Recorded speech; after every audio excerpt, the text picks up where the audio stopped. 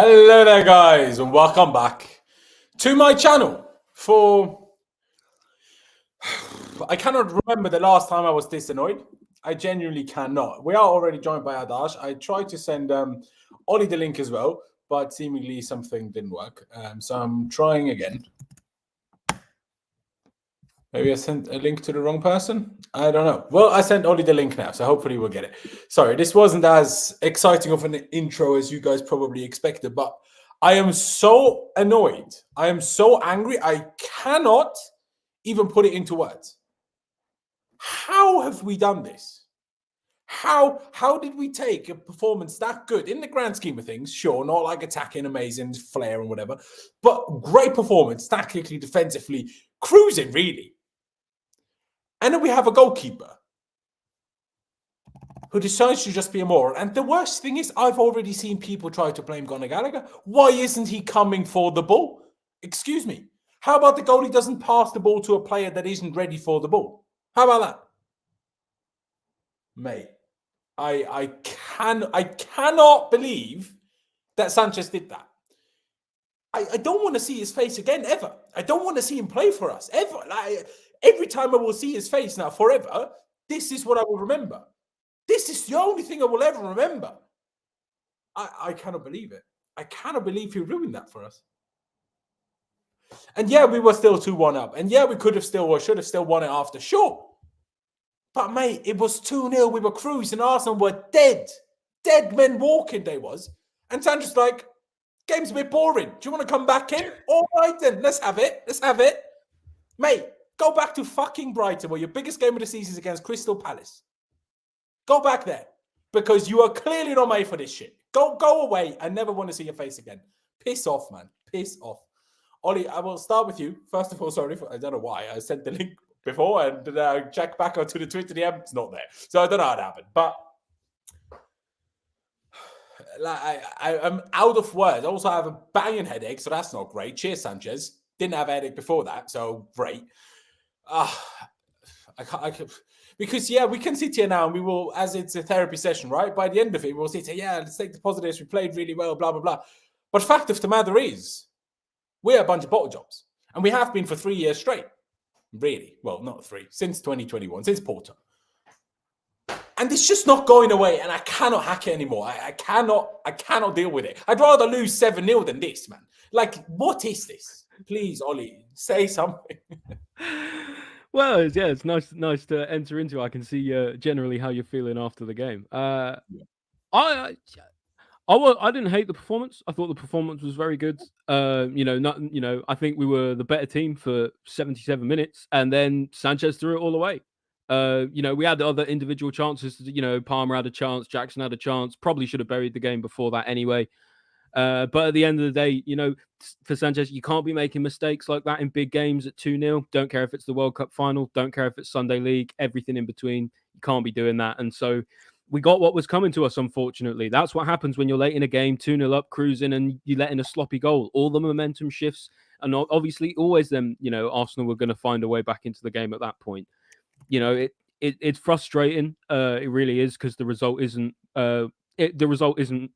similar to the performance that we deserved. We deserved to win the game, and it's just a frustrating day all round. Mate, it's so frustrating from top to bottom, and of course, I couldn't agree more with you that the performance was great. The performance was really good. Not necessarily we created the most beautiful chances and scored the greatest goals. I mean, with Mudryk, I of course he meant it, but the way we defended, the way we made a team that everyone's trying to tell us is going to win the league, we made them look bang average. Yeah, we made them look properly ordinary. And remember, they beat City 2 weeks ago. Exactly. It's fair to say, I think, Pochettino got it spot on as well. I thought his tactics were really, really strong. It's just, I think really we need to, and that's why I've written in my thingy over here, no need to panic, because I think this was a really good performance, characterized, unfortunately, by a few individual errors. And those will iron out with time. Nobody wants to hear that after you've just bottled a 2-0 lead, but they will. So ultimately, I think, cool heads, best to let cool heads prevail. And how often has Sanchez passed the ball straight to the opponent? I don't like it either. Like, if he's got to keep doing that, I'm not sure that's going to iron itself out. I mean, I was just starting to feel better a little bit about Sanchez. I was starting to, say, maybe I was wrong about him. And today he's just proved to me personally why we really always have needed an elite keeper. I've said it, I don't know how many times on this show. All the regulars in the chat will probably know how many times I've said we need an elite keeper, and this is why. Because in big moments and in big games, they don't cost you points; they win you points. And unfortunately, Sanchez has cost us points today. He sure has. Adash, I'm finding him and Gusto. To be fair, Gusto was having a really good game and then switched off for the second goal. You can also talk about Mudryk. I mean, he never got a cross in like that while Mudryk was there. Do you know what I mean? Like, Mudryk is like this alibi, I'm trying to block it. Fuck all was he doing? But yeah, we'll get into the individual moments. Adash, thank you for coming on. I appreciate it very much. I don't know why. It just never lets us just have a good night, does it? It's just not our thing. No. Why? Why would we? Why would we want to have some happiness after 2 years of straight misery? Why would that be allowed? No, of course not. Of course not. And of course, in the most Chelsea way possible. It started off with us leading 2-0, playing the best football we've ever played in this season. And then we Chelsea'd it. And then Robert Sanchez, this stupid Flappy Bird Brighton-looking donut, decides to have this absolute shocker of a moment. I mean, I like I said in the chat, I'm trying really hard not to get you demonetized when I talk about Robert Sanchez, because man, that's not going to be easy. Because I mean, just overall the way we played filled us with so much optimism, and then we just threw it away. And me personally, as soon as we conceded the first goal, I knew we were going to concede the second goal. And for all the people to lose it, to be honest. Yeah. And for all the people on Twitter already talking about the fact that, this is because we're bottle jobs, because we're an inexperienced squad, the only people who pulled up and performed today were the youngsters. And the person who threw it all away for us is like probably I think he's the second or third. Yeah, he's the second or third oldest player in that starting 11 today. So don't give me all of that crap that it's all the young players that don't have the bottle. It's absolute. It starts and ends with Sanchez for me today. It absolutely does. Because let's not pretend. Like, there was other moments in this game where Sanchez nearly cost us. I mean, there was that one cross where he flapped at it, and it was so strange. Like, he's always been poor at collecting crosses, and unfortunately, the spotlight's going to be majorly on him for every little thing he did wrong today, because ultimately he's cost us the game. But it goes back to what I've been saying. Like I said earlier, is we need an elite keeper, and at the moment we don't have one. And until we have one, I don't know if we can't really stop this from happening. For me, I would be dropping Sanchez in the next game, probably in both games, both in the cup game against Blackburn. I want Petrovic to start that, maybe even in the league as well, because even on the tough run that we've got to show players that performances like that and moments like that in matches when you make mistakes and switch off and don't do your job properly will get you switched out of the starting 11. There has to be some accountability for that. Exactly. I mean, you touched on it there. I'm still not sure. My commentators were absolutely certain there should have been a penalty against us when Sanchez came out flying and just collected Kobel and Jesus. I'm not really sure on the rules, but I mean, he hip barged Jesus straight in the face. So you could certainly argue a penalty for sure. And there was a couple of other moments where it wasn't directly him, but he passed it similar to this situation that led to the goal. We passed it to Gallagher, who clearly wasn't ready and someone right behind him sprinting there, which Gallagher can't see. Sanchez can, so don't play the ball. The same thing nearly happened. I think it was still in the first half. He played it to Caicedo. Caicedo was ready for it, but the Arsenal player was right behind him. Caicedo had to super quickly just get it away. Otherwise, he would have gotten intercepted. They got the ball and nearly scored from it after. Where I'm like, how many times are you going to do this? Like, we're not even 10 games into the season, and I can already have more than 5 moments where Sanchez passes the ball straight to the opponent or nearly start passing it straight to the opponent. Like, what is that? Like, and why is it our luck? Raya had howlers as well. Now, obviously, is it a howler, the Mudryk goal? I don't know. But of course we don't score from it. Of course we don't. Because it's just we can't do these things, can we? Also, by the way, for a second, fair play to Rice, because he didn't just score it. He could not have placed that any more accurately. Fucking hell. I'm so... It was first time too, wasn't it? Yeah, exactly. Imagine any of our players trying that. Imagine that. Not one of them gets it on target, I'll tell you that much. Oh. What do we even do? Because, like, we started again without a striker. We were all kind of, well, maybe not all of us, but myself at least, I was like, fuck's sake, no strike against Arsenal. Oh, that's going to work well. Well, then Jackson came on and we were talking about it. Kept playing up front, man. Because my God, was Jackson awful. Loz, we were playing about it. We were talking about it before the game, and I said maybe it wouldn't be the worst thing today. Yeah, maybe not. Exactly. I mean, to be fair, at the time we didn't think it would be Palmer up front, but you know, it turns out it was. It wasn't really an up front situation anyway. We didn't really have an up front. It's not like we had a real. And it didn't really matter, to be honest. No, exactly. We pressed with two, like Gallagher and Palmer up front as a two to press. But when we had the ball, we didn't really use a striker as such. So and we were worse when we had an actual striker on the pitch. Exactly, because like the guy had 2 chances, bottled it on both occasions, and it was kind of disgraceful, if I'm being perfectly honest, for a striker. Let me bring up the team because with all the injuries we've had, Disasi wasn't decided to be fully fit. Jackson wasn't decided to be fully fit. They both made the bench but didn't play. We had Cucurella left back, Colwell at centre back. Gusto came back in, not Reece James. In hindsight, thankfully, Reece James then came on at right wing for the end at 2-1, and we finished the game 2-2. So that worked out well. Not that it's Reece's fault. Someone said Reece also didn't get back. Reece was playing right winger. Yeah, don't be talking about that goal for Reece James, mate. But anyway, he's getting the Chilwell treatment just on the other side. Yeah, I wouldn't be surprised, mate. That's what our fan base does. Let's be honest. But otherwise, I mean, I was a bit of a hope and pray when I saw the team because I was like, I don't know how this is going to go without a striker. We haven't seen Cucurella play well at left back in a long time. But honestly, every single one of them, except Sanchez and Colwell when he tried to clear the ball, was great. You know? I mean, we'll talk about individually. I think Enzo and Caicedo had moments where I'm like, you should be doing better. But as a collective, it was still great in midfield.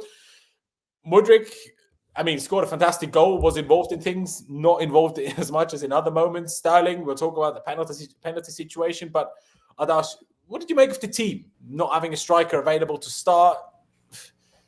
With that said, you can't really do much more with the team, I guess. And hey, in the end, we were like, Sterling up front, Palmer up front. Whatever Poch picked, it worked.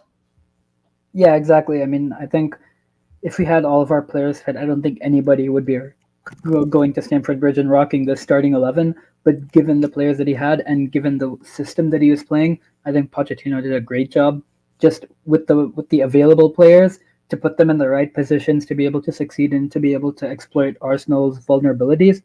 I think was really good. I didn't fully kind of acknowledge that before the game, which is why I was slightly more pessimistic, but in hindsight, I think this was the best kind of lineup and the best shape we could have gone for. So hats off to Poch for that. That's all I can say. There you go. And Oli, I mean, with the team, obviously hindsight is a funny thing. At the time, we're probably all not as excited as, well, or as happy with the selection as we maybe are now. But really, if he didn't have a striker fit, what else can I really ask him to pick? And if Disasi isn't fit to start, I mean, it's not really anything else to pick, I guess. Yeah, I thought it was he used his ingenuity. You know, he turned negative into a positive. I would argue with Pochettino. We all know necessity is the mother of invention, and as a result, Poch sort of scrabbled together this 11 with no real sort of outlet and did something with it, which is as impressive as you can get, really. Yeah, it is. Fair play. Let's get into these player ratings. Like I say, I have a headache and I can't really be bothered for this making my weekend even more miserable. Can we do Sanchez last? I think maybe it'd be fun to do the rest of the team first.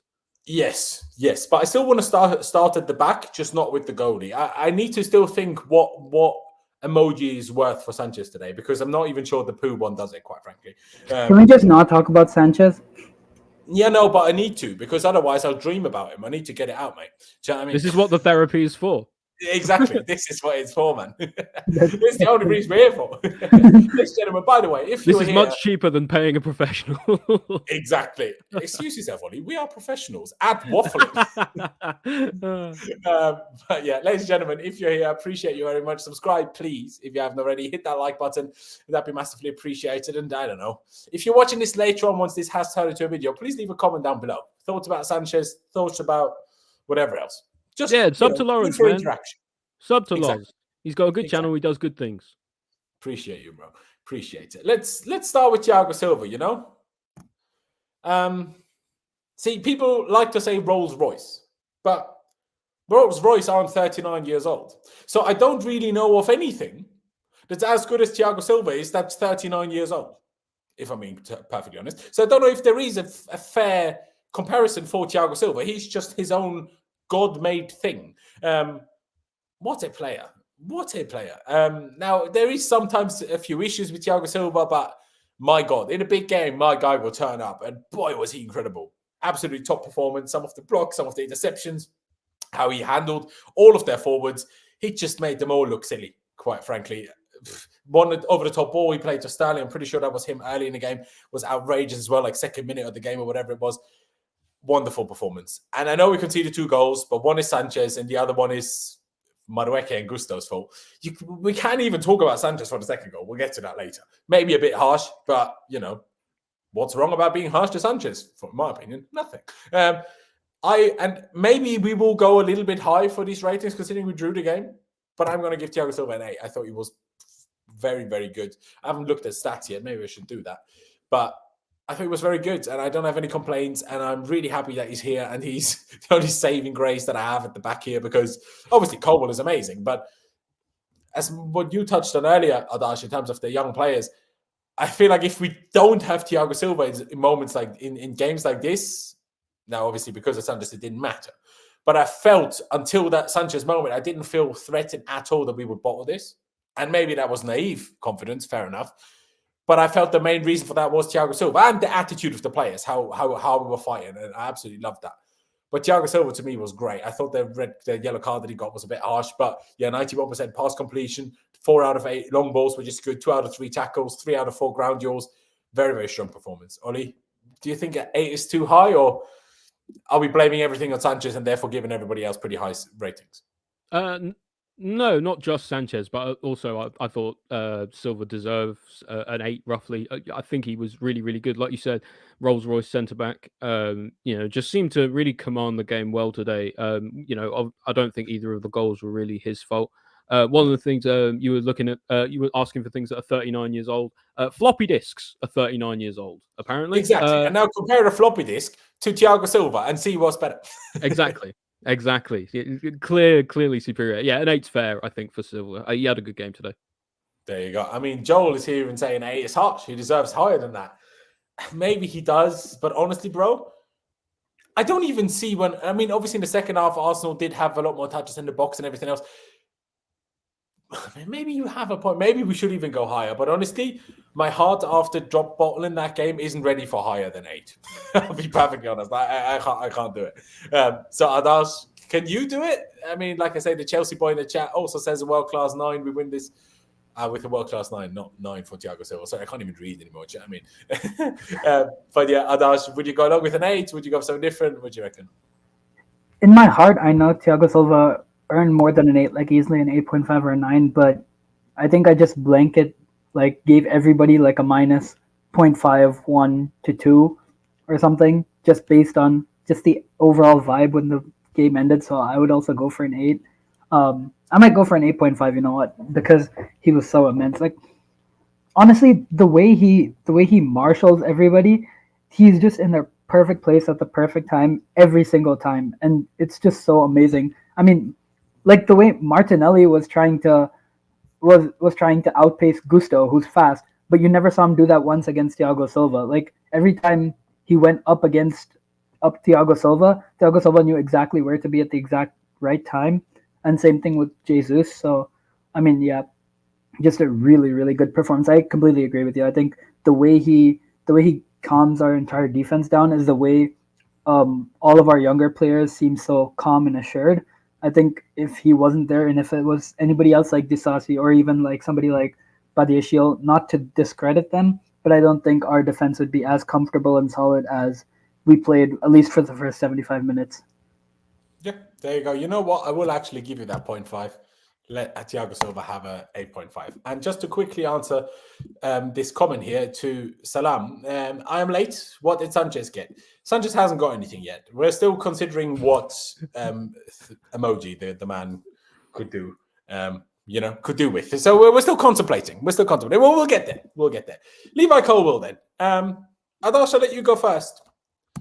One, I want you to touch on two things, please. And the first one is not necessarily Colwill specific, but as a tactic, it seemed like that's what we were doing. Sometimes Colwill and sometimes Sanchez, less so anybody else, but those two, they got the ball. We were basically in the process of playing out from the back, and all of a sudden they played the long ball. And then obviously, if you're watching on TV and not in person, you don't initially see if there is someone that the ball is going to. Then the camera pans around, and then you see there's no Chelsea player like 40 meters anywhere near in sight. And to me, that's like neither Sanchez nor Colwill are that bad at hitting a football. So to me, that was a tactic to like give Arsenal the ball. They will try to play out from the back. We will then press them, try to win the ball high and score, rather than try to play out from the back. Not even attempting to getting it to any of our players. We just tried to play it to their goalkeeper, which I found very interesting. So please touch on that. And also the couple of times the Colwill literally hit thin air when he tried to clear the ball, which is quite funny. But overall, I don't think we can be harsh on his performance either. I thought he was very, very good. And I still like him better as an actual centre-back than I do out wide. I can't lie. Yeah, I completely agree. I think it was definitely a tactical thing, because you can see it even in the way he strikes his passes. If you looked at the last couple of games, even whether it was from left back or even more central, he used to put a lot more like curl on the ball. Whereas today, most of his long balls, when he got the ball from Sanchez, would just be like straight pile drivers, which would go all the way to the other side. And I also think he was playing a lot of balls centrally where we didn't have a 9 for most of the game. So there was no way he would be doing that trying to hit anybody, because there was nobody there to begin with. I don't think you can necessarily fault him for that. That's probably going to reflect poorly on his passing stats, but I don't think that's his fault. I think like you said, I think maybe it's the rain, maybe it's the occasion, maybe it's a combination of everything, but he was definitely very shaky to start off with. Made a couple of non-clearances. There was one time where he slipped when he was trying to clear the ball, and he just missed the ball completely and gave the ball away to Arsenal in our box. But I think other than that, it was a pretty solid performance. I would probably go for a 6.5. I think pretty solid, nothing too over average, but a decent game. And I think, like you said, I still much prefer him to be as a left center back as opposed to a left back. And I think with the person who's playing at left back, I don't think you can move him to accommodate Colwill at left back either. I think that would be a disastrous move by Poch. It would be. I mean, you touched on the passing stats there. 80% passing accuracy, 61 out of 76. Long ball, 6 out of 16. A few people in the chat talking about Badiashiel's distribution is far better. Maybe you misunderstood my point. That today was not Colwill having bad passing. That was being told, kick the ball to their goalie or centre-back, in my opinion. People can disagree, but I've seen Colwill hit the player football enough that I'm like, he's not going to be off by 40 yards. Do you know what I mean? Like, it's just not going to happen. I even think you went a bit low there, to be honest, Adash, on his rating, because other than the few dodgy clearances, one early on when you touched on him, he kind of slipped or whatever he did, and then one when he tried to volley and missed it, and Gusto did the same thing like 3 minutes later. Other than those moments, I actually thought Colwill was absolutely phenomenal. Maybe not quite as heavily involved sometimes as Thiago Silva, because Cucurella next to him was just so good, and Thiago Silva also. But I still feel, especially if we push Thiago's to an 8.5, I think Colwill deserves at least a 7. I'm even thinking 7.5, if I'm being perfectly honest. So I'll put 7 for now, and we'll see what Ollie thinks about that. And please also touch on the whole weird long balls that seemingly purposely went to the opponent's goalkeeper. I don't really know what to make of that, to be honest. Because it seems to me like if you were going to do that, why wouldn't you at least make it a pass so that somebody could run onto it? I understand, and then, or if he deliberately hits it too long, just start the press from that and try and win the ball back quickly from that, rather than giving them the ball and letting them reset. In theory, you would want Arsenal sort of like panicking, going back towards their goal unbalanced, right? If you give them a chance to reset, they just get to go again. Sure, we get to reset the press and go again, and that worked out a lot in the game, but I don't know. I'm not sure I liked it as a tactic. As for Colwill, I thought actually he was our worst defender today. If I'm totally honest, especially in the first half, I thought he really struggled. Including Gusto's mistake or before that? I would say outside of Gusto's mistake. I think. I don't know if I agree, but I just think they were all. I think Gusto was very good outside of his mistake, and Colwill was average but didn't make a mistake. So it kind of evens out for me. I don't think he was better. I don't think Colwill was better than Cucurella. I don't think that he was better than Gusto before the mistake. I don't think he was better than Silva, nowhere near. So I don't know. For me, I don't know. It seemed like the game kind of was just a bit bigger than him at times today. So I would go with about 6.5. I'd say. Fair dues. I mean,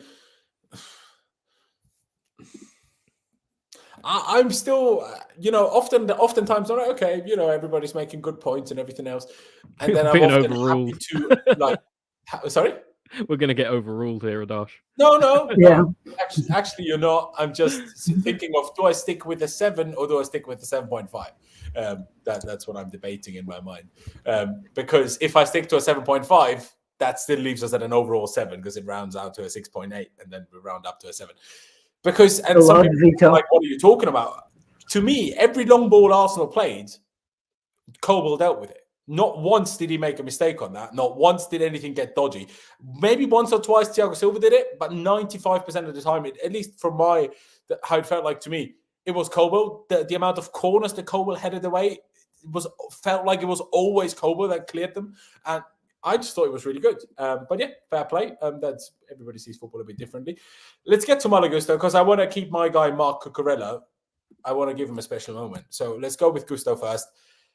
Oh, so frustrating, man, because obviously he's made a mistake. I mean, everyone could see it. You could even see it on replay how he looks over and you can see Trossard getting away from him. And you could see him noticing, shit, I can't do anything about it anymore. But he was great before that. The way he defended Martinelli was nothing short of incredible, quite frankly. It was absolutely unbelievable. He was so good to me that I'm still considering giving him a 7 despite the mistake, which is, I know, a bit insane to say that. But to me, yes, it's a mistake, but it's a mistake that's caused purely by Sanchez because it's a mistake because momentum has changed. Arsenal is now, we can get something. They're on it. These moments, like we've been pressing like an absolute insane team, chasing every ball like a bunch of madmen. And then all of a sudden the momentum kills. Of course, there's going to be that second where someone falls in. That doesn't mean he's not at fault. That doesn't mean I'm not blaming him for the goal. Of course, it's his fault. But I understand how it happens. I understand how you would lose that split second after 85 odd minutes, whatever it was, of being perfect. And then all of a sudden your goalie just fucks it up and everything's kind of ruined. And okay, it wasn't ruined then because we were still 2-1 up and only was fully ruined after the mistake. I get that. Maybe 7 is a bit high, so I'm going to say 6.5. But yeah, I just thought he was really, really good outside of that mistake. I still want a bit more from him going forward. The crossing isn't as good as we thought it would be from what he did at Lyon, but his defending is tenfold better. So, it is what it is. But as much as he made a mistake, I'm so glad that he's back because not because Cucurella was doing a bad job at right back, but I'm still glad that I can have Cucurella left back if he plays like today and a proper right back, whether it's Reece or Gusto. I'm happy with that. But yeah, I'm going to say 6.5. Ollie, do you think that's too high considering he made the mistake? Or do you also think that he was that good outside of it Adri says he deserves an 8. I don't know if you don't think he made a mistake or what, but yeah. It's hard to say, especially in the first half. He was phenomenal. He was really, really good in the first half. I think ultimately it just comes down to, I think his performance probably warranted something like an 8, but you can't switch off at the back post like that when you're 2-1 up in the last 5 minutes of a game, or 10 minutes of a game. Unfortunately, that error has cost us the points. Like you say, whether that's ultimately Sanchez's fault or Gusto's is kind of irrelevant anyway. But ultimately, you can't be making mistakes like that in a big game. So despite having a really good performance, I wouldn't be able to give him higher than a 6 personally. Fair enough. See, when I see comments like this is just when I get baffled. Gusto deserves a 5. Didn't win most of his challenges and he's poor going forward.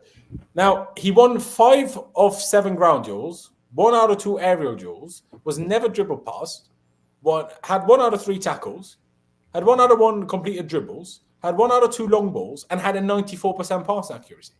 It's fair enough to say 6 because of the mistake. That's okay. But to go below average, I think is absolutely outrageous, personally. But yeah, there you go. A 6.5 and a 6 so far. I'm still contemplating the 7 in my mind, so let's see. But Adash, how do you view this one? I obviously, I've spoken to Oli plenty of times. He's very much a fan of how do you impact the game, even if you play well, and clearly that has impacted the game drastically. How do you see that one, Adash? What rating would you give him with the mistake and everything included. Yeah, I mean, for me, it's more a case of, like, I understand where you're coming from in terms of how you could see how somebody might switch off for that split second, but as a fan, that's exactly when I want my players to turn it up and be 110% hyperactive and sensitive to everything around them. Because at that point, that's when you can't afford to turn it around. At 2-1, we still have that 1-goal cushion, or at 2-0, sorry, we still have that 1-goal cushion. But at 2-1, you concede and then it's a draw. All of a sudden, you're changing the result of the game, which is why I would be a little bit more harsh on him for that goal. That's when I want you to be alert when somebody's attacking, particularly somebody like Saka, somebody's attacking, cutting in on his left foot and trying to put a cross in. I want you to be alert to all the attackers that are next to you and try to get to the ball first. But I mean, at the end of the day, like you said, I mean, he was great apart from that, especially while Martinelli was still on the pitch. I think he was fabulous. He was really good. But I think after that, things just kind of unraveled a little bit for him, which is not totally to blame for him. But I would give him a 6. I think a 6.5 or 7 is a little bit too high, considering the fact that he did have that lapse of concentration.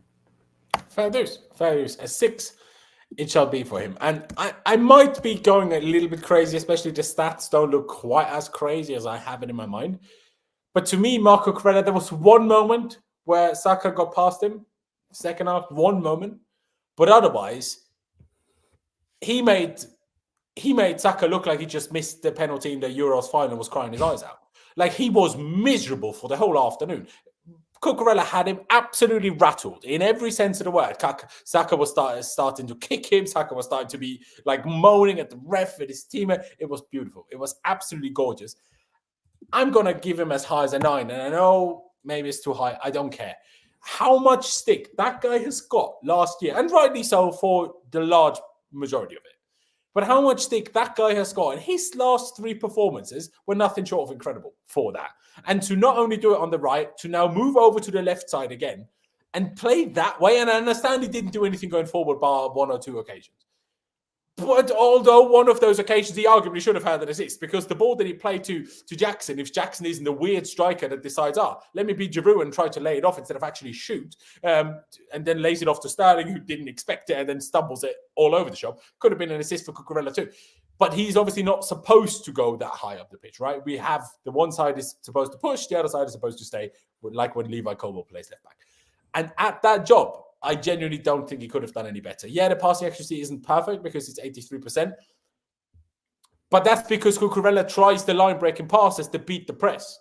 And when they work, and they did very often, this is how we beat us. This is how we went through us and all of a sudden had moments to attack. And it was just gorgeous. His tackling, his intensity, his positioning. I can't even finish talking about how happy I was with what Cucurella did today. It's absolutely unbelievable. It's almost like, this is why we paid 60 million for the guy. Now, it's still way too much money, but you're like, there is a player there, because last year you're like, oh my days, it's like we got him with some sort of flea market. That's how he played, really. But wow, he was absolutely phenomenal. I mean, Ollie, maybe you think I've gone a bit overboard, but I assume in the general assessment, you're probably going to be in agreement that he was great. Yeah, he was brilliant today. Like you say, not like 100% brilliant going forward, but we don't expect that from Cucurella. I think in the game that he was set up to do today, which was ostensibly to stop Saka, he completely achieved that perfectly. Saka had absolutely no love today. Thought Enzo did a good job actually as well, helping cover on that side and whatnot as well. But you've got to give props to Cucurella, because even when he was caught 1v1 today, he did really well. And that's usually one of his biggest weaknesses. Maybe it's the fact that, I don't know, Saka didn't fancy cutting in as much or what have you, but he did a really, really good job. He was playing like a man possessed. And when he has a good performance, he really does play like that, and he really stands out as one of the best players on the pitch. I think I'll give him an 8.5 rather than a 9, because I don't think it quite crested a 9, because I think he fell off a little bit in the second half. But that's by no means it takes away from his performance, because he was excellent today. There you go. Joe, thank you so much for the super chat. I just saw your tweet now and your message now that you changed your plans and you're not coming on. I'm sorry, bro. I'm tired. I have a headache. If I get another person, we're going to be here forever. I'll get you on next time, okay? Do apologize. But I appreciate the super chat. He says, let's not forget the fact that we just dominated them.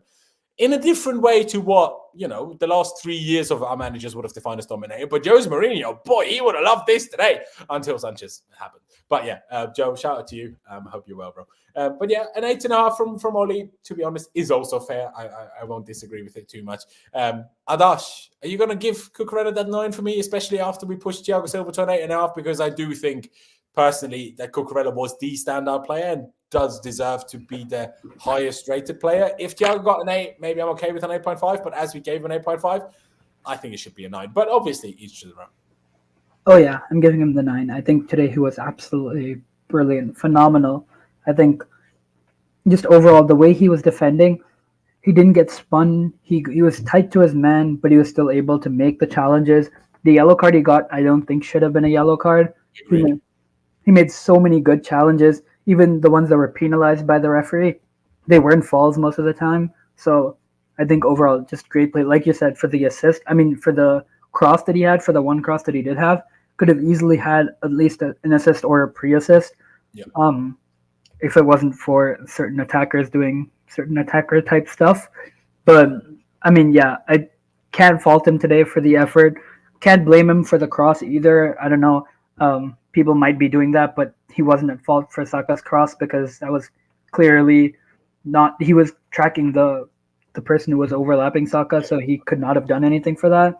I will say, Saka was coming off an injury, so I don't know how match fit he was, but do I care? Absolutely not. There was a world leaver performance in Cucurella, so I'll stick with the 9 too. There you go. See, this just shows that club. Like, I know we bought it, absolutely, but you were trying to win the title. And we are awful, like in the grand scheme of things. How are you also celebrating? Stop celebrating a draw. Yeah, exactly. Like, why do you love 2-2 draws against us so much? You just because I know you don't beat us when it matters very often, but it's because they don't win any trophies, so they got a dog called win exactly. to make up for it. 2-2. It's a bit like 2 ears on a trophy, right? So, it's the only ears they get to see. But yeah, there you go. Cucurella, shout out you, man. Shout out you. If it wasn't for Sanchez, mate, I'd be growing my hair out like Cucurella, honestly. I'm getting Cucurella on the back of my shirt soon. Like, if he keeps doing this, this is mental. My days. Let's get to Moises Caicedo. As a collective, our midfield was great. As an individual, I don't think he was that good. And I think that quite often at the moment. I do think it's easy to forget because of how much he costed. He's only 21. And like Sanchez, has come from Brighton, and their biggest game ever is against Crystal Palace. And you see that, and that will get better. But yeah, sometimes I'm like, why are you slow here? Why are you slow there? But there's also moments I'm like, wow, you are just incredible. So you can see it there. You can see it like kind of, what do you call it, Ollie? When when you have like a fire and it slowly goes out, but there's still like some embers. Embers, that's the word.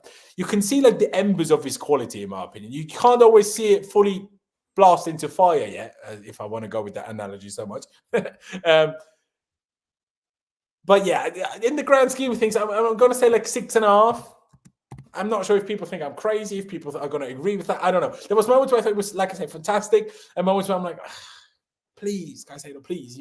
I need you to be better than this, especially when I see Rice play on the other side, then I need Caicedo to be a little bit better than this, but he wasn't bad. So yeah, 6.5, I'm going to say. Ollie, what would you give Caicedo? I give Caicedo a 7. I thought he was reasonably good. Not a standout performance by any means, but largely kept Odegaard quiet, largely kept Rice quiet, except obviously his goal. Jorginho didn't really get a sniff either. The whole midfield. I feel like Rice and Jorginho were mostly down to Gallagher on his own. Yeah, you could argue it, and it shows how good the not only like each player was actually today pretty good individually, but as a unit they were really, really strong. Yeah. And the coordination and the communication was really, really good. I would say Caicedo, about a 7 seems about right, considering that I don't think he bossed the game, but I don't think he ever got really dominated or pushed out of the game. So did okay for me today. There you go. I mean, the stats don't read bad, absolutely. Like 3 out of 6 ground duels is all right, I guess. 1 out of 1 tackle. Long balls, 2 out of 6 isn't great, but I mean, he completed some at least, I guess. Passing accuracy 78%, sure could be better, but you got to remember who we played against. Like it's a difficult game for these players in midfield. And for that, I think they handled it well. There you go. A 7 from Ollie. Adash, are you going to go with Ollie? Are you going to go with me? Or are you going to go with someone different? What are you going to give Caicedo today? I'll go a little bit higher. I think I'll go for a 7 as well. I think mostly because of what I want to give the other midfielders as well. Kind of factoring that in, I think a 7 is probably appropriate because I think, like you said, I think he had really good sparks. What I was really impressed with was at the end of the game, after 90 minutes, he was all over the pitch and he was still running. He was still sprinting to try and get to the ball, to get to the tackle. And I think one thing that really improved, that's really been improving, that we really saw today was the intensity. And that also did start with Caicedo. He was the first one to get into those challenges, to win the headers at the edge of the box, to make sure they couldn't get a shot on target or they couldn't recover possession. I think he needs a lot of credit for that because he didn't necessarily, it may not necessarily show up in terms of how you view the game, but I think that was a very important part of setting the tone for us. So I'll go with the 7. I think definitely places to improve on, but I also think I was talking to somebody else and I was saying this, but with Caicedo, with the price tag, I don't really care about it. If he performs well, if he's able to show his quality, and if he's able to complement our other midfielders, I'm not going to care that, oh, he's only a £95 million player when we paid 115. Like, I'm not going to care about that. If he's a good player, that's all I want at the end of the day. There you go. Fair enough. One thing I want to touch on before we get to Enzo here. This is what you touch on the intensity, and that needs to be praised for every single player on the pitch, I guess, aside from Sanchez, but not necessarily because of his error, but just because he's a goalie. The intensity from our team today was outrageous. Remember that tackle from Silva in the first half when he just absolutely flew in, but was absolutely taking absolutely no prisoners. Like, he just did not care. It was just incredible. But what worries me is because of how we now bottled it, is it going to be instilled in the team enough that if we turn up like this, if we try this hard all the time, we're going to be good? And because we bottle it, I'm concerned that they're not going to try this hard every week. And of course, they're not going to be as up for it as they are against Arsenal in the London Derby. I get that. But you'd like to see it very close to it at least. And I think they'll probably look at the bigger picture. I think they'll look at the. This is a subconscious thing. I don't think it's a purpose. I agree with you. I think they will look at the positives and they will tell themselves how great.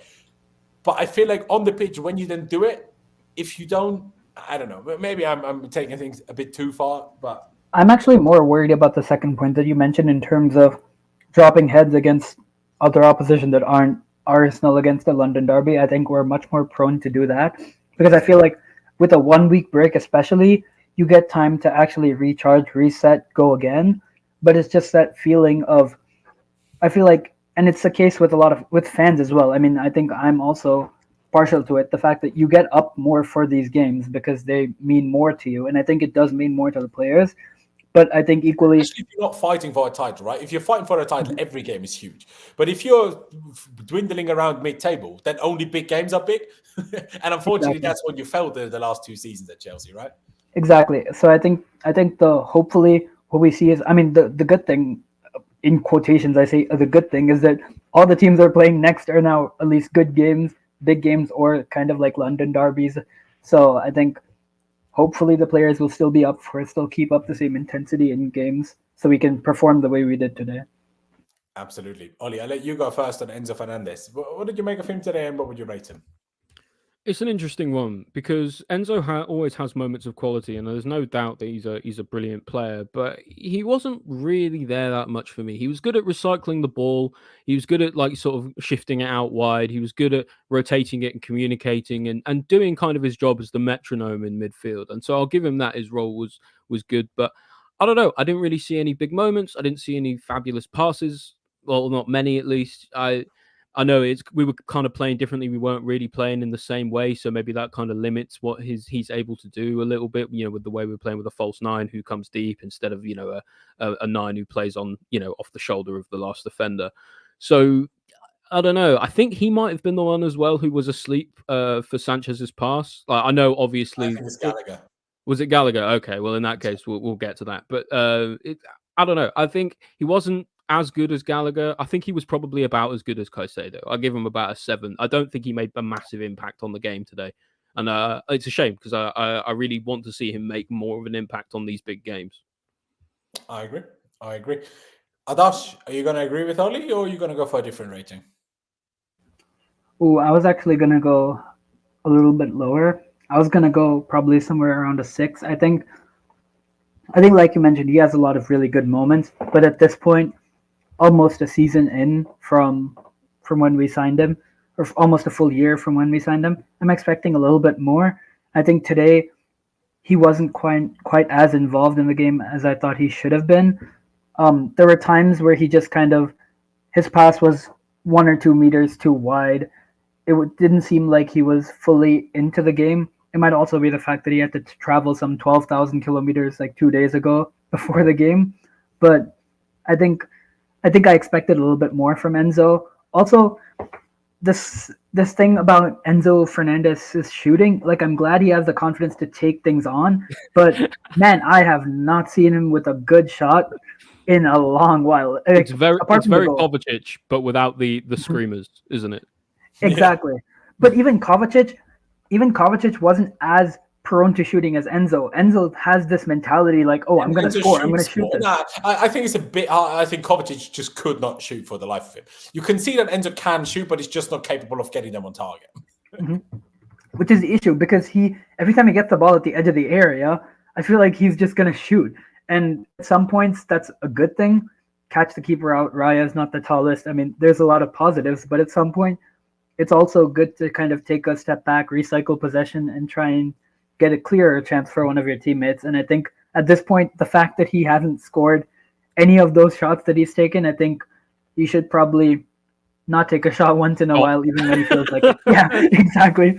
That's the blunter way of putting what I was going to say. There you go. Yeah, no, I agree with it. At the same time, like, I complain a lot about our team not shooting enough, and I get that it's frustrating when the players that don't shoot well. But the whole idea of complaining about not shooting enough, if you then complain at them not shooting well enough, is very hypocritical in my opinion. So that's why I can't sit there and say, don't shoot. Yeah, like 1 in 40 will go in. Exactly. And, he will get better at that. Apparently, he was also involved in this with Gallagher. I only noticed Gallagher because Gallagher was the guy behind Rice who intercepted the ball. Or did someone else intercept the ball and give it to Rice? Maybe it was that. No. Rice intercepted the ball straight from Sanchez. Okay, but then Rice scored with his second touch, not his first touch. Yes, in that case. But I thought I couldn't tell because of the angles and stuff. I couldn't tell whether it was Gallagher or Enzo. Can anyone tell us? Can anyone in the chat tell us? Do they know? I'm just gonna go on Twitter here for a second. See if I can find a video. Because I think if it was Enzo, it probably merits a half mark less. Yeah, I mean, the ball does. I get what people are talking about. You know what? I'll put the link to both of you guys here in the private chat so you can both see it.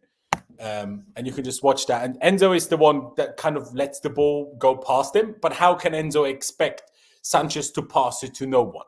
Like, Enzo can't expect that, in my opinion. So I don't think Enzo is at all to blame for that. But that was definitely aimed at Enzo. That was definitely not aimed at Gallagher, because you could see from the weight of pass, that was definitely aimed at Enzo. Yeah, it's a weird pass, man. It's just a bad pass because he hits it close enough to Enzo that he can really do anything. And he kind of almost hits it too hard for Enzo. Yeah, he hits it considering where he's passed hard it enough for Gallagher. Yeah, I don't. In that case, it was first time for Rice, by the way. Yeah. I think we can argue it was. People blame Gallagher. I'm like, how can Gallagher be at fault? Yeah. Well, it's hard because I think Gallagher's not switched on for it. But the pass wasn't meant for him by the look of that. Yeah, so. And also you can see, even if you go back a few times, you can see that he's like almost in the process of turning around to go forward to attack, and all of a sudden he sees the ball's coming to him and it's too short, and he's trying to turn around. By then, rises on. I think ultimately it's Sanchez's fault and nobody. It's just Sanchez's fault. I don't even want to sit here and say, "Oh, Enzo could have done better." Oh, Gallagher. No, it's just Sanchez fuck up, and that's it. It's just as simple as that. But yeah, you said 6, right? Adash, yeah, I went for 6. That's fair. It's a weird because I gave Caicedo a 6.5. And I do probably think Enzo was a bit worse, if I'm being perfectly honest. It's weird because Enzo has moments where what I will give him today is the way we played didn't really suit Enzo Fernandez. The way he is, what he's great at, the kind of pass that he plays, because the wingers stayed so deep and the attackers didn't really make deep runs, he couldn't really exploit his own passing. So he had to keep it simple. And then there wasn't recycle the ball.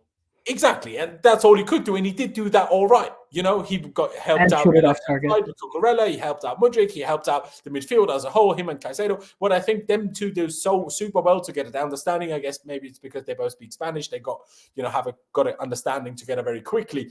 The way they shifted across and cut passing lanes in midfield without actually touching the ball, without doing anything, something that will never show up on a stat. They were specifically great at that, which is why I'm like, as a collective, they were still good, both of them. But as individuals, I don't. So I'm like, I think that's a good sign, though. Actually, if they're playing, I agree. I know we say better than some of our parts, right? But he can't be great every game, and this type of game is difficult for the creative midfielder. You didn't see fucking Odegaard, doesn't mean he's awful. Do you know what I mean? No, he's just had a difficult game. It happens. It happens to anyone. To be fair, I also think maybe Gallagher's performance allowed them to kind of have that more tandem role where like you don't see them individually, but the two of them specifically were able to take more defensive onus because of what Gallagher was doing ahead of them. They almost made a double pivot a little bit. I know Enzo was a little higher up the pitch, but Gallagher was the most advanced midfielder by far. Absolutely, like you could we pressed at times it was like a 4-2-4. Wood against Sterling did this, and then we were like this. Basically, it was kind of a weird 4-4-2, but the smiley face formation. Exactly. Except that no one is fucking happy. Cheers. Do you know what I mean? Mate, I'm fuming still. I can't believe that he just threw that away. I cannot believe. We'll get to Mudryk in a second, right? That's a good point. I cannot believe Mudryk scored an accidental, but screamer against Arsenal, and because of Sanchez, it's for nothing. We can't even banter them because of it. Like, it would have been the moment. I lost my mind when I saw that ball go in. And Sanchez just ruined it. I think I might get evicted from my house because of how I screamed for that Mudryk goal. And now because of Sanchez, I'm just going to be homeless, and we have 2 points less than we should have. So thanks for that, Bob. Exactly that. But because of this game, because of Sanchez, Adash is homeless. All right. Exactly, Sanchez. Chelsea FC. At least. Do you know what I mean? But I'm actually going to give Enzo a 6.5 as well, because I don't think there was too much between him and Caicedo. Enzo had more keeping the ball safely moments than Caicedo. He did have a good moment of positive pressing moments. Go on, Ollie. Good moment of leadership, though, to as Usti said in the chat, to give Palmer the penalty, because it seems like Palmer's on penalty duty. Sterling tried to take it, kind of tried to muscle in on him a little bit and say, "Look, I'm the senior guy here," and Enzo went to him and said no, and it was, it was nice to see, even though it was kind of like a little mini kind of team scuffle, it was sorted out with civility and personality and easily. So, I agree. Credit for your flowers for that, Enzo, but it's not getting you an increase on your score today. No, there you go. But I'm still giving him a 6.5. And I'll see, oh boy, I was as well. And if that would have happened, we wouldn't have been here having a therapy session. I would have gone and have a real therapy session at the emergency. I mean, my days, I would have been in danger of jumping out my window. My God, I could not have had Adash would have been homeless. Loz would have been dead. It would have been terrible. Typical Chelsea Kidding me, man. Aye. Let's get to Conor Gallagher. A bit like Cucurella. Round of applause. What player. I saw Nini, Blue Lions TV, tweet during the game. Conor Gallagher is out Arturo Vidal.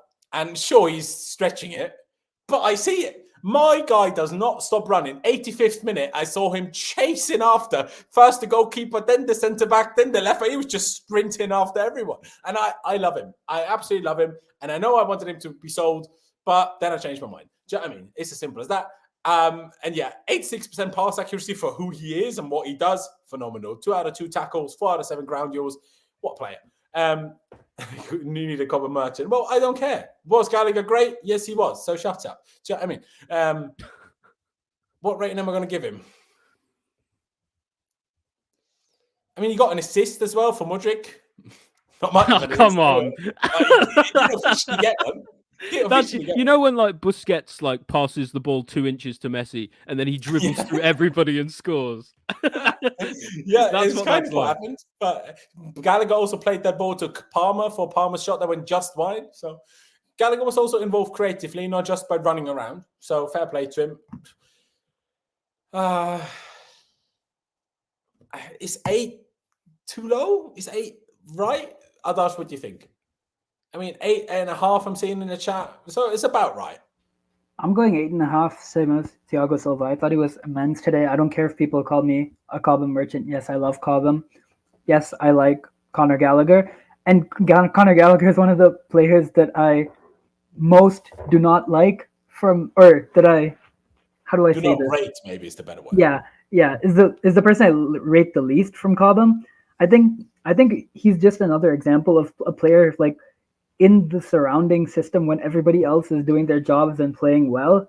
Gallagher is just so immense. He offers so much, but when people aren't, it just gets tiresome, and that's what we saw last season, which is why people were so aggressively harsh towards him. Mm-hmm. But this season, I think we've seen his quality and what he can offer to the team in the midfield three, where he has Enzo and Caicedo behind him. I think he was really good today. I mean, all I'm saying is if he didn't make the pass, then Mudryk wouldn't have scored, right? So assist counts in my book. As well. Exactly. That's what I'm saying. So, I agree. I'm going to give him an 8.5 as well. Before I let you speak about Gallagher, I want to just quickly, a bit like this chat, this comment says, but even more to a more of an extreme, because not even just steadily. Like think about last season. Whenever Gallagher received the ball under pressure, you were terrified. We were terrified. I was terrified. His touch would be bad. The second touch would be bad. The decision would be bad. He'd be caught out. We'd be struggling. Now Gallagher receives the ball. I'm never concerned about his touch. I'm never concerned about giving the ball away after. To play in the position he did and have 86% pass accuracy, which higher than Caicedo, higher than Enzo, higher passing accuracy than both of them, with, sure, a few less passes, fair enough, but still. But playing literally so impressive. On Rice's head as well. Exactly where Rice and Jorginho were. To have that level of passing percentage around that is very, very impressive. And I would take you on further, lot. Don't think about what he was just like last season. Remember, was it his very first game for us, his debut, where he got sent off? There was a game, his actual debut, but I think his debut after the low. Yeah, it was an early game on when he played for us, and he looked totally lost. He looked like he was trying too hard. He couldn't just make before Tuchel got sacked, right? I think so. And when you think about how far he's come from since then, he's improved phenomenally. He was absolutely everywhere again today. He sets the standard, seemingly physically and mentally, because he's been made, captain in absence of anyone else. I'm really, really impressed with his character. I'm really impressed with his energy. I'm really impressed with his leadership, and I'm really impressed. He always seems to be the one starting the press as well. He's intelligent in that way. I know a lot of the work he does is off the ball, and he isn't the absolute best on it. But even that's now improving as well. I think, if people call Gallagher a dog, I think that's derogatory for a start. But on the other hand, if he is a dog, he's a border collie because he doesn't stop running, and he's intelligent and he knows exactly what needs to be done in the right moments. It seems to me maybe he's a little bit of a system player, and Poch has the right system for him. Maybe Poch has the right instructions for him, but he's been absolutely phenomenal lately. And I thought actually he was our best player today. And I would have given him a 9 personally. Who cares? I'm also giving him a 9. I've went from 8 to 8.5 to 9. See, I'm easy to convince of things sometimes, but only when it's positive things. Do you know what I mean? So if anyone wants to convince me about a good emoji for Sanchez, have it ready, guys. Let's get to Raheem Sterling. Decent game, good game, but not great. Should have had an assist, really, though, because he did really, really well to set up Jackson straight after Jackson came on, and Jackson should be scoring. That's not Sterling's fault that didn't happen. I don't really know what to give him. He wasn't bad. There was moments where he was good, but there was also moments where I'm like, why are you passing backwards? I don't understand. And obviously now we can get into it with a little bit more depth, I guess. The whole penalty situation. Now we scored it. Enzo and the team handled it, and it was fine. But how do we get into a situation like this? I don't really. Pochettino doesn't seem like a manager where it's unclear who the penalty taker is. It doesn't feel like that anyway. So maybe he leaves it up to the players on the pitch. It But could be that, and then the guy that would do that to me. That's a horrible idea. I think to a certain degree he lets the kind of the leadership of the team choose, and I don't think that's necessarily bad for team cohesion at all, because ultimately the players will know amongst the best of them. They'll be ranking each other in their heads about who's the best penalty taker, and some of them will have the rankings about they think they're better than so and so or whatever. But there'll be a general consensus. I would agree with that, but if Palmer missed, Sterling is not happy. And no, of course in not. those situations is why I don't think it's good for squad cohesion, because then they're going to be beefing each other and all sorts. But it was squashed quite quickly. Like I think, but because he scored, right? Would it have been squashed as quickly if he misses? I don't know, but at the same time, I don't think it's necessarily wrong for Sterling to want the penalty. I don't think it's wrong for him to want the ambition like that. If it is the case that it is an open choice as to who gets to take it. But if it is an open choice, by the way, I mean, fair enough. If you think that's a good idea, I think that's a bad idea. if that is the case, I personally don't think it is, but maybe it is. Because to me, Enzo does not, I don't believe that Enzo would be so confident of Cole Palmer that he'd go to Sterling and say, no, you are not taking it, Palmer is, if it was just the players deciding. You know what I mean? To be fair, he took the last one and scored it. So I could see it. No, absolutely. And Enzo was the one before that took it and missed it. So for Enzo to be the one to step up was actually quite good. And but also, it's a small thing, but I don't like it. Adash, please, go on. Yeah, I feel like I would agree in terms of it's like an on-field decision, but neither the captain nor the vice captain on the pitch, Gallagher or Thiago Silva, were there. It was just Enzo, Sterling, and Palmer. So I feel like if that was the case, that it was a decision that was made on the pitch, like the leaders on the field would have had a say in that. But like even apart from that, I think it's a horrible idea, because even if like Sterling does want the penalty, like you have to think to yourself, like that will get into Palmer's head. Like he doesn't want to let his teammates down, and now that somebody's trying to get it off of him and saying, I can do a better job than you, if he misses, he's like, shit. More pressure on him, unnecessarily more pressure, as if there wasn't enough pressure taking a penalty against Arsenal. Exactly. But maybe he's arguably trying to take pressure off him by taking the pen off him. Sure, but then because Cole Palmer is standing firm and like, no, I'm taking it, then that inadvertently created more pressure. Well, it sounds to me like it arose then from a miscommunication, or people weren't quite sure what was going to happen. But then even then, for that to happen and for it to get squashed and then for the goal to be scored, I think it's no big deal. No, I agree. It's no big deal. I just still think, and I put this in our group chat as well, I felt Sterling played a little bit annoyed. Maybe I interpreted that and that wasn't actually the case. Could well be the case, but I felt that. Both in positive and negative, by the way. On the one hand, I felt like he was trying to prove that I'm the guy here. I'm not getting the England call up. Now he's not allowed to take the penalty while we don't even have a strike on the pitch, blah, blah, blah. I get it. But yeah, anyway, Adash, I feel like I haven't let you speak on. I was just going to say to the people in the comments in the chat saying it's not that deep, you're only saying that because Cole Palmer scored. And if he didn't, then we're all talking about how this is what influenced him, because the last penalty he took was really calm, composed, a really good finish. If that wasn't the case this time, then we would have talked about how the entire fight with Sterling would have got into his head. When I just feel like as a leader on the pitch, which Sterling should be, as a senior member, you should either just know the hierarchy, just not disrespect what Poch, the captain, has told you, or in that case, just stand more firm. Because the fact that even Enzo doesn't believe in him is not a good sign of that he wants to take the penalty, if it's just this open discussion of who's going to take the penalty and it depends like if and when whatever happens. But yeah, he scored in the end, so I'm not going to knock Sterling for it. Fair dues. Adash, what rating would you give Sterling though? Because a lot of people in the chat seem to think he was really, really good. I agree that he was good. I'm just not sure if he was really, really good, because like in the grand scheme of things, we didn't attack that much. And how many times was it Sterling? Like it was way more often like Palmer and Mudryk and Gallagher more than it was Sterling. And not that, like I say, I'm not trying to say like my just to clarify, I'd probably give Sterling a 7, but I wouldn't give him higher than that. So I'm intrigued what you guys think. Adash, what about you? Yeah, I'm trying to pull up the stats because I feel like also Sterling he did take a lot of the defensive onus. He was tracking back a lot. He was contributing to that intensity we talked about earlier by trying to get to loose balls, trying to win his duels and stuff. So I think that's something that isn't particularly glamorous for a winger that we want to see, but I think he he really shined at that. Like Supreme said, he turned Zinchenko really well for that pass to Gusto, which he arguably could have done better on.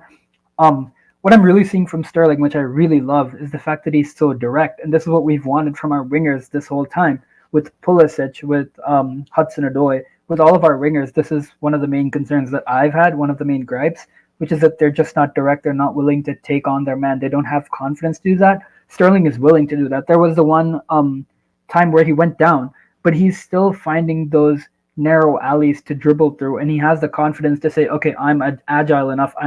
I have enough ball control to be able to make it through these tight spaces and to try and create something for my team rather than just passing it back all the time. Even though he did do that sometimes today, I think overall he played well. I'll give him a 7. I think he was probably on par with Caicedo in terms of, if I was to give him a rating, I would say probably a 7, but probably the worst of our 3 attackers in terms of output. Fast. Ollie, what about you? What did you make of Sterling and what rating would you give him? It's quite a quick one for me because Dash kind of said all the things that I wanted to say. He put the point very eloquently. I would give him a 7.5. No real complaints. No real like crazy incredible performance. There you go. Like I said, I would give him a 7 too. So a 7, it shall be. I mean, when you look at the stats, 73% pass completion, but 11 out of 15. 1 out of 5 successful dribbles, 1 out of 2 successful crosses. To be fair, that one led to the penalty. Tackles 1 out of 2, ground duels 3 out of 7. Like you touched on, I think what was mostly impressive was the defensive work rate and in general the work rate, and then moments rather than a permanent thing, I felt. But not necessarily because he wasn't good otherwise, but the way we played is we had the wingers very deep. That didn't really allow us to necessarily counterattack with the wingers too much because they were just so deep and helping defend that they weren't really the first, outgoing ball to like start a counterattack anyway. And then obviously Arsenal also not stupid, and then they obviously tried to stop the pace of Mudryk and Sterling, right? So yeah, there you go. Let's get to Mikel Mudryk on the other side because he had a very interesting game. 10 passes. 1 less only than Sterling, but he played less minutes, so I actually thought he would have had less involvements, to be fair to him. And there was in the moments where I'm like, just overhit that pass, just put that a bit, like not, precisely enough. But then there was other moments, touches, he chest passed it across like 10 yards to Enzo, and I was like, what the fuck is happening? Obviously, the fact that the way like went for a flying header that won us the penalty, great stuff. And the goal. Now, I did say I was just going to run with it, but I probably can't. Obviously didn't mean it. But I don't care. It's just beautiful, and I loved it, and I'm so happy for him, and I hate Sanchez even more for ruining it. It's weird because Mudryk, outside of winning the penalty and scoring a goal, he didn't do that much. Like, he did good in terms of helping track back, defending really well. The one time Cucurella got beat, you saw a Mudryk steaming pass to try and help out and clean up defensively. Like, he was working really hard for the team, doing really well in that sense. But even a little bit less so than Sterling, I felt like, did he receive the ball and really have the opportunity to do something? Outside of, as ridiculous that sounds, as being involved in both of our goals, and kind of being the reason for both of our goals, because him getting his head on that Sterling cross is the reason why Saliba handled it and we got a penalty. But because of the goal and winning the penalty, I guess I'm going to give him an 8, even though it wasn't like necessarily like, he was great and did all the great things. So I don't know. Ollie, where do you stand on it? Is 8 just too high, because keeping it a bit too simple, or what do you think? Yeah, it's a tough one, isn't it? It's almost the exact opposite of Gusto. So like, Gusto had a really good game, made a mistake, and as a result, he goes from an 8 to a 6. Mudryk kind of had an average game, but scored an absolute worldie completely by accident, and won a penalty also probably by accident. Well, so it's like, ball, right? But you know me, and everyone in the chat will know me. Like I look at the way a player impacts the game, and you regardless of the way that he played 98% of the time, that other 2%, he scored a worldie and he won a penalty. So I think an 8 is fair. I don't think you could take really anything away from him, because without him, neither of the goals happened.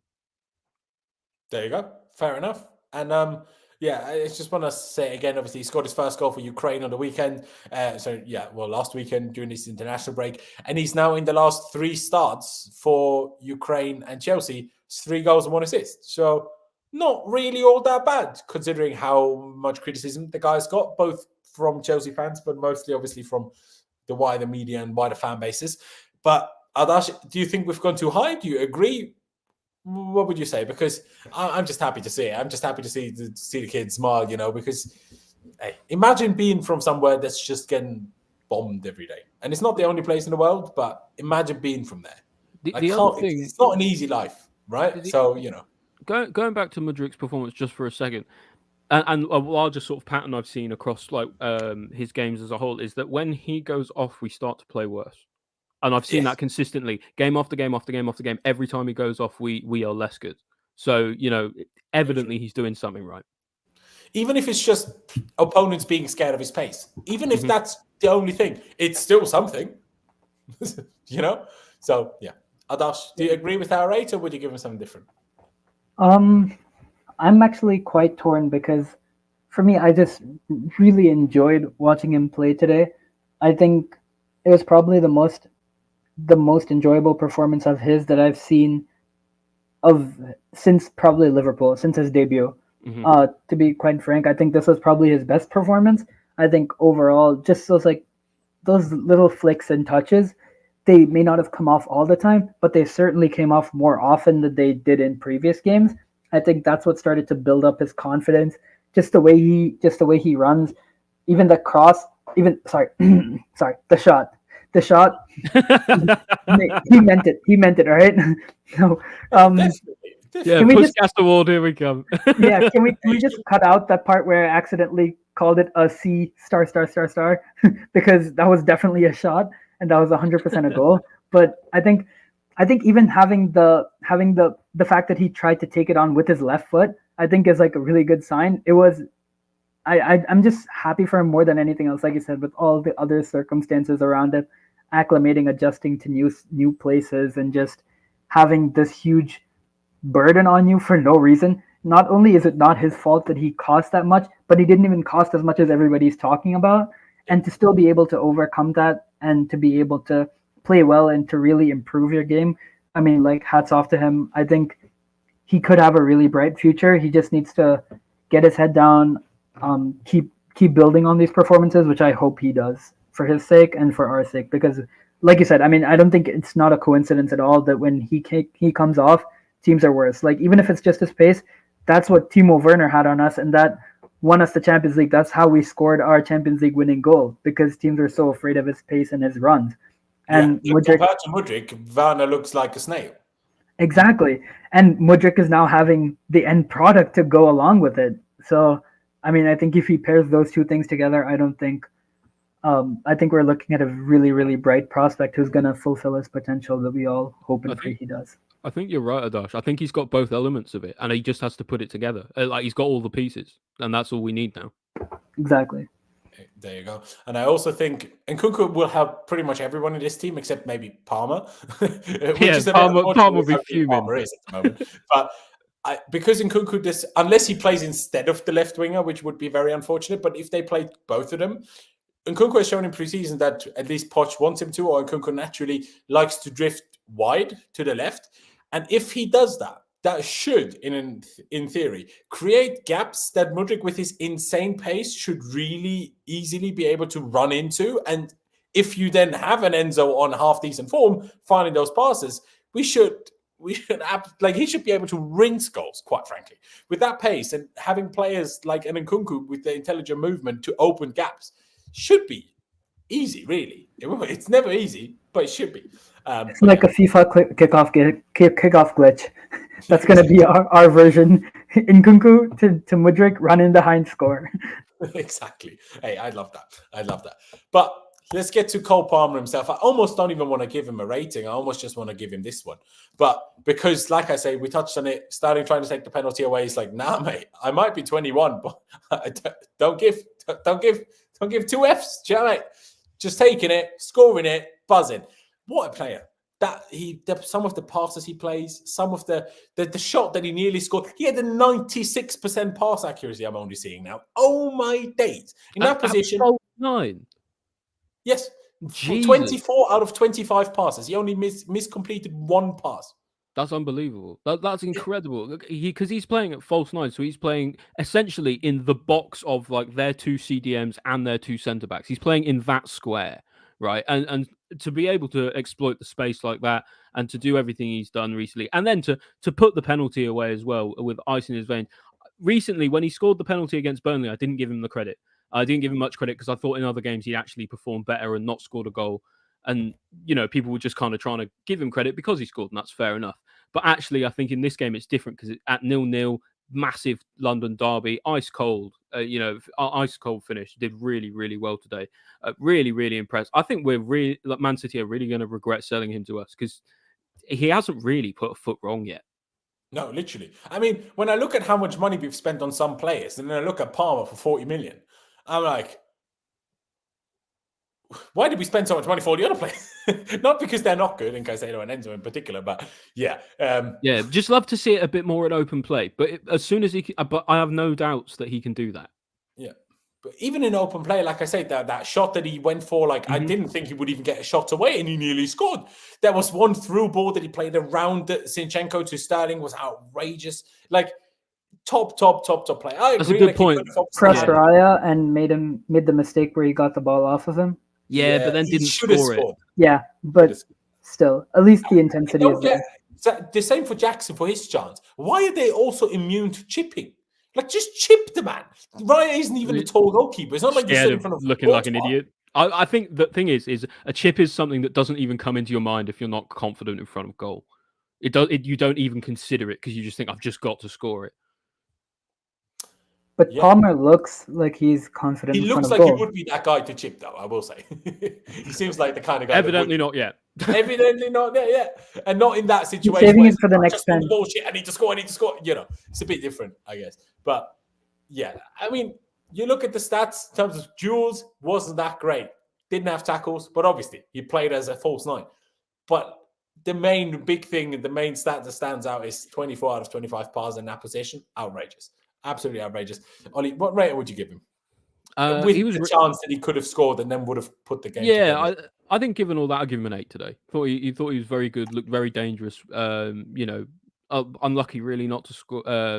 Great for his penalty. Unlucky not to score his chance against Raya. Should have done better. It is what it is. I think everything for me points towards him just growing and getting even better and better and better as the season goes on. There you go. Fair enough. And just quickly, I mean, you know what? I'll star it and we'll talk about it when we get to him. Adash, will you agree with an 8? Some people in the chat want a 9, 8.5. What would you give Palmer?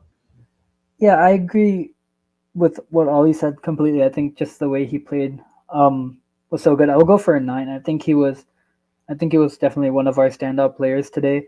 Just the ability that he brings. And you know how we were talking with Enzo about the fact that, he shoots, but at least it's good that he's shooting. But Palmer's the guy I want to shoot from the edge of the box. He did take one shot and he kind of rolled it into the arms of the goalkeeper. Yeah, that's true. But we'll let him off for that. I think he's had less chances for that than Enzo. But I think just generally he's been class. I think he just exudes that quality. I don't know if it's because he came from City's academy. It's because he's trained with Pep Guardiola. He has all these accomplishments already under his belt. But he just exudes that quality, and he has the kind of... He makes the game look easy. Exactly. And he backs it up. It's not just his aura and his ego that makes him look like that, but he actually does the talking on the pitch, which I just really love.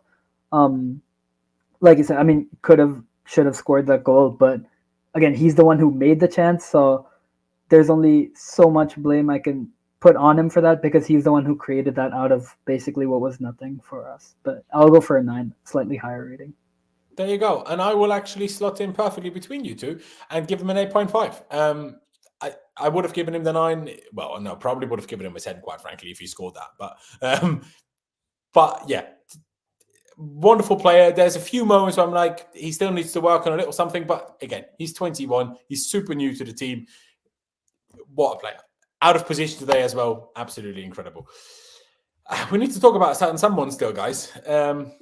Mr. Robert Sanchez. I'm a little bit less annoyed now that I've, calmed down a bit. But there's a comment, or Nizar Kinsella on Twitter said, Pochettino refused to blame Sanchez on any individuals. He said he encourages him to take risks playing out from the back.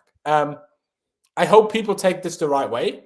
In that he's just defending Sanchez and refuses to Pochettino is doing throw him under the bus. I think what he should do in this situation. What benefit does Pochettino get in throwing Sanchez under the bus now? Sanchez will be more angry probably than even us, right? At himself. Sanchez knows he fucked up. Yeah, exactly. You could see his face after we scored the 2-2. He knew, oh my days. Do you know what I mean? Of course he knows. And I know on the thumbnail it says Sanchez out, and I tweeted, I don't want to see him again. That's the initial reaction, right? An hour and 20 minutes ago, you did say that. Yeah, I stood by it. And I still stand by it until I see Petrovic play. Yeah, maybe that changes my mind again. We never know. Then I bring me Kepa back. Do you know what I mean? MLS Hive. Exactly. But yeah, obviously, Pochettino is obviously in his head blaming Sanchez, but he's not going to do it publicly, and maybe even to his face, he's not going to do it as such. But yeah, he will get an emoji because otherwise he's just getting a 0. But what emoji? Anyone got any fun ideas? I had 2 in mind. I had trash can emoji. I also had bottle emoji because he kind of cost us the game. Yeah, bottle. I like it. Shall we give him a baby bottle or a champagne one? Baby bottle, absolutely. I put the do not enter sign because I don't want him entering our starting lineup anytime soon. But mate, people could misconstrue that as do not enter our goal. Do you know what I mean? And he loves that, people entering our goal with the ball. Do you know what I mean? He gives them the ball all the time. I'm a bit bored. I want to make a save. Here, have the ball. Do you know what I mean? For what it's worth, emojis are reserved for performances worse than 0. So if he's getting an emoji because his performance did not even warrant a 0. And to be honest, I think that is fair. Because not only has he cost us the game in that moment, I also think he probably, even though it is Gusto's fault, really, I think he probably could have saved Trossard. It's really close to him. Maybe that's a bit harsh. But as well as that, I don't think he can save it once it happens. But I think he could have come out of his goal a bit more and just blocked the goal off better. Yeah, maybe. And at the same time, like with his passing, it's not the first time he's done this. Like he is making mistakes, and you just can't do that at the top level. We need a goalkeeper who, yes, if we want to play out from the back, needs to be making those kinds of passes, but you have to be making them incisively, and you can't be putting your team in jeopardy. And if you really are going to get a pass intercepted and shot first time, get back in your goal. You can't be in the wrong position for that. You have to be ready for all eventualities. He was also out by the sidelines once while Arsenal had the ball in front of our goal. Yeah, like he's really aggressive in the way he comes out of goal, and it's not always to his benefit, considering his passing has been poor. It reminds me a lot of Mendy at times, where he was, where for a long time he was kind of making poor passes and making poor balls out to the rest of the team, and as a result, but he wasn't getting punished for it at the time. And then eventually a few started going in when he was making mistakes. And that's when people really kind of started to notice. Up until now, Sanchez has gotten away with a lot of the mistakes he's made because, it hasn't cost us a goal or hasn't cost us a game necessarily. But today is the first day where the spotlight of shame and blame is squarely on his shoulders. And for that, we just can't give him anything. Today is where Robert Sanchez learns what it means to be goalkeeper for a big club and not Brighton. Exactly. Yeah, he'll know, like he'll be feeling the pressure for sure. I hope he goes back into work straight on Monday and gets to work with Ben Roberts, the goalkeeping coach. But to be honest, frankly, he should be going into work tomorrow. Shouldn't even have a day off. I agree, but I don't want to see him start the next game. Ideally, isn't our next game the one against Blackburn, or are we playing against Brentford? First Blackburn. I could arguably even play Petrovic for that. Give him his start. How bad could Petrovic be? How do you judge that though, bro? I've never seen the guy play, so I don't know. I know, but when the bar is not costing us the game, like anything will be better. Yeah. I mean, we were also, let's not forget, we were winning 2-0. He doesn't have to play out from the back at that moment. In that moment, he could have just ignored tactical instructions and launched the ball forward. We were just, you're 2-0 up with 10 minutes left to go. of the game. Just see it out. That's what the whole rest of the team was doing. You could see Sterling, Gusto, all of them, like we played out from the back, beat their press, and then they slowed it down. Pass it around the back, get the time off the clock. But the thing is, as well, with Sanchez, is it wasn't even just that, because he was making mistakes elsewhere in the game today. Every time he had something to do, he got it wrong. This is not solely down to him costing us the game. It's the fact that actually he had a poor performance overall as well. Everyone else on the pitch, you can see the scores on the screen in front of you guys. You know, like everyone else today has been passable at worst and brilliant at best. And Sanchez was nowhere near that level. Exactly. I mean, you touched on it, Ollie, in terms of the second goal. In terms of could he save it, I think is a really good finish from Trossard, I must admit.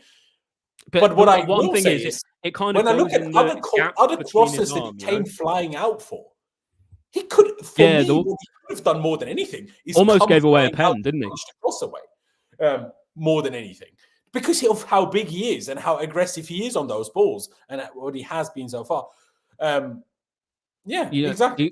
He almost gave and he almost gave a pen away when he clattered into like a crowd of three players. Exactly. I know you got to command your box as a keeper, but if you've got to get the ball, then like you can't miss the player and go and flying into. To be honest, because that happened is probably, and the mistake in itself is probably why he then didn't do that for the second goal, which is also a bit concerning, because I'm like, if you're going to be this big guy and like, I'm going to play it out from the back, then you need to handle making a mistake and not let it impact you. And even that he did today. So he topped it even off and made it even worse. Exactly. Just front to back, start to finish. He just wasn't on the level today. Everyone else did a really good job and he let the side down, unfortunately. Exactly. Which is just typical for Chelsea, really. Sorry, Adash, I'll let you go in a second. It's just typical for Chelsea. And this is what I said weeks ago, where I'm like, we have a young team. And I know Sanchez isn't the youngest, but we have a young team. The problem that we will have this season is that we won't have 7, 8, 9 of our players turn up on the same day that often. And if it's the goalkeeper that's not, unfortunately, the goalkeeper is usually more costly than, say, your number 8 having a bad day. Unfortunately, that's how it goes. Adash, anything you want to add? Yeah, I was going to say, just 2 quick things on Sanchez. I think, number 1, for that cross that Ollie talked about, I don't know if he was watching the KSI versus Tommy Fury, but like, the way he came out and punched Caldwell, like I was genuinely scared for Caldwell. He could have easily gotten a concussion from that. And if he had done that, if there was an opposition player's head anywhere near there, it would have been a penalty for sure. Undoubtedly. Sanchez versus KSI. It's the next Misfits boxing match. You see it on the card. Sell out, dude. Yeah, O2 Arena. Wait, but the second thing I'm gonna say is, like you said, who do you think you are? Like it's the 74th minute. We're winning 2-0. You're a right-footed player, but you decide, I'm gonna stand about 18 yards outside of my goal, and I'm gonna attempt a pass on my weak foot into the middle of absolutely nowhere, and let's just see what happens. I'd be like, who do you think you are? You're not that good either. And you have to be able to be cognizant enough to understand that I'm not capable of making certain passes.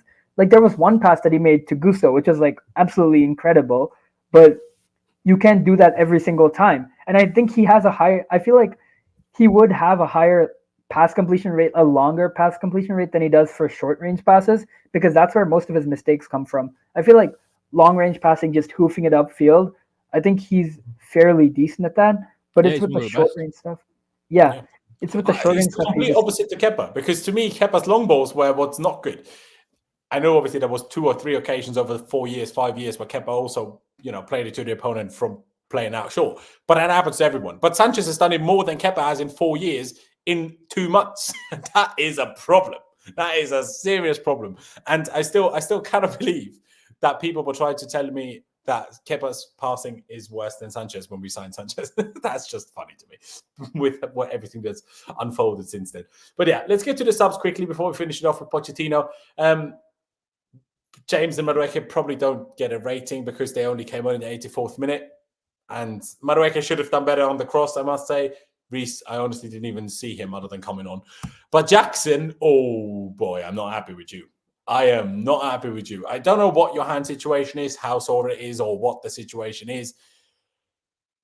But that was just dreadful. And he honestly looked like a bad Tammy Abraham when he played today.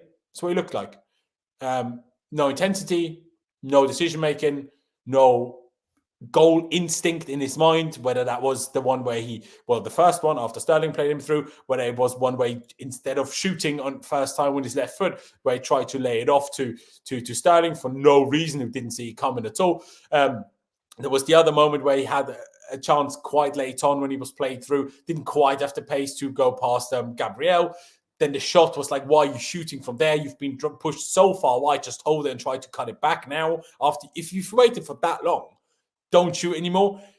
It was honestly really, really poor from Jackson. I genuinely can't think of a single thing that Jackson did good when coming on. And he played over half an hour with injury time. Now, he had 100% pass completion, 5 out of 5, sure, but 0 out of 4 ground duels, 0.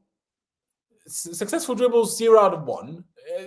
Shot on target, 1, and we've touched on that.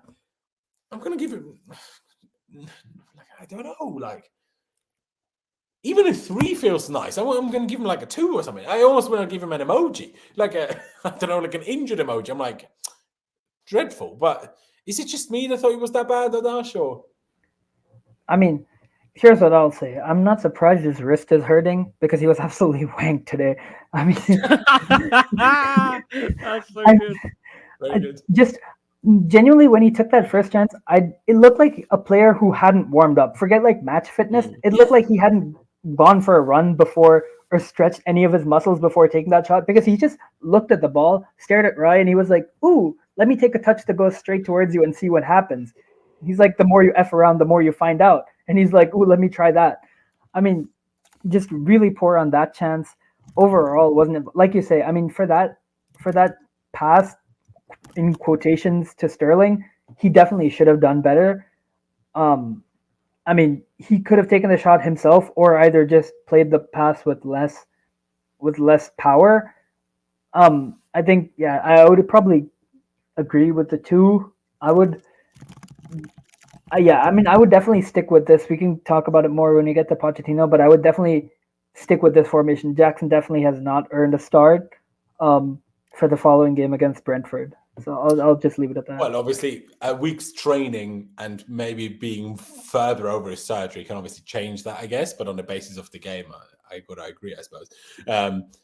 Ollie, would you go along with the rating, or what would you say about Sanchez?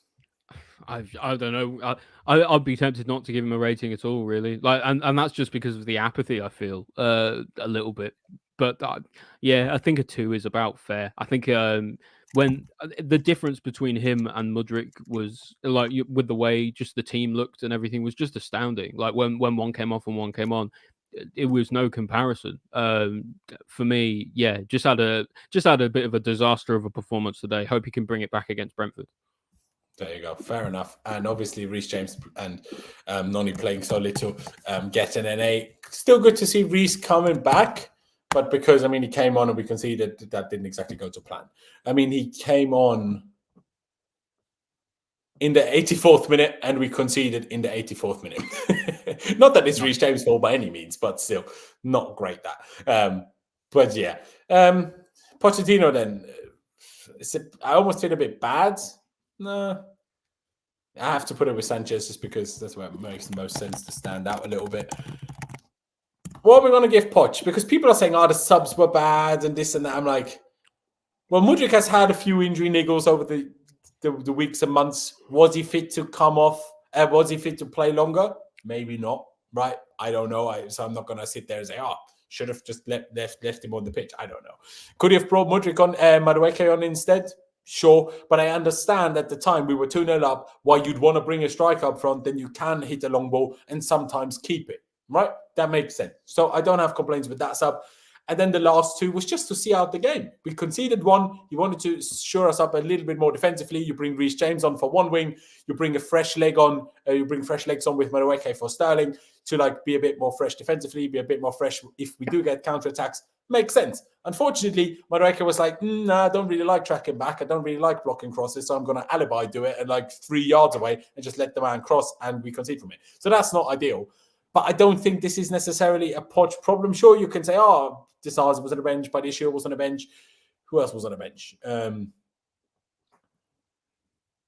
Martin, Ugo Chukwu. But would you have brought any of those on above those that did come on? No. Would you have taken... I mean, Gusto made the mistake, so you can say maybe Reece should have come on for Gusto. Does it then still happen? I mean, Reece is just back fresh from injury. The same thing could happen to him. So I don't think we should be too harsh on Pochettino in terms of the subs. And I think in the grand scheme of things, Pochettino did really, really well today. Tactically, outclassed Arteta, in my opinion. I mean, yes, we didn't dominate possession, But it was 50-50 until we took the lead. So until we took the lead, we was even. We was going for them. We had ways to stop Odegaard. We had ways to stop Rice. We had ways to stop Martinelli and Saka. We had ways to really stop their striker ever doing anything. So I think from a manager's perspective, I'll give him a 9. I don't think you can, considering where Arsenal are and where we are, and where they have been last year and where we have been last year, I don't think you can ask almost any more from the manager. Of course, I'm not going to give him a 10. We didn't win the game. But I don't, even though we didn't win, I don't think I should give Poch lower than a 9. I thought he was, what can I say that he did wrong? He did everything right. Sure, okay, Martin could have come on, fair enough. But it's easy to say that in hindsight, right? I still think at the time, the subs made sense, if that makes sense. But I'll go with you first, Adash, and you finish it off, Ollie. Would you agree with a 9? Do you think I've gone a bit overboard with that? What do you reckon? It's tough because I think, like you said, the only sub I would have made was maybe bringing on Ugochukwu just for a little bit more solidity. Maybe for somebody like Enzo is what I would have said. I mean, you could have done that. Obviously, we don't know if that changes the result at all, right? Yeah, but I mean, nothing I can fault Pochettino for. Nothing he can do about either of those goals, to be perfectly honest. And I think the way he set us up for success. He set us up for a win, and we should have earned a win for him and for the way that he set us up. But certain other factors, Sanchez, made sure that was not going to happen.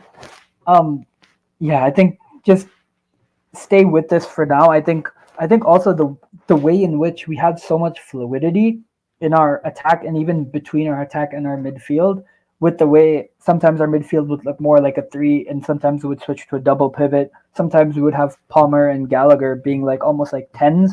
Sometimes they would push up to be strikers themselves. I think just the manner in which we played, the manner in which we were set up, I think we have to give full credit to Pochettino. It's a shame we didn't win, but yeah, only good things to say. And a lot of people were talking about his record against the top 6 when he was at Tottenham, but that's just because of Tottenham. I think today we saw that he has actually never lost a home league game to Arsenal at Tottenham, and he didn't today. But we were talking about it yesterday in the preview where I'm like, Arsenal haven't lost a London derby since March 2022, and Poch hasn't lost to Arsenal in a home league game. So it had a draw written all over it from the get-go, really. But yeah, that is its own issue in and of itself. Vic has an interesting comment here before I let you speak, Ollie. It says, what was the fucking game plan for the last 20 minutes? Breathe, think about it.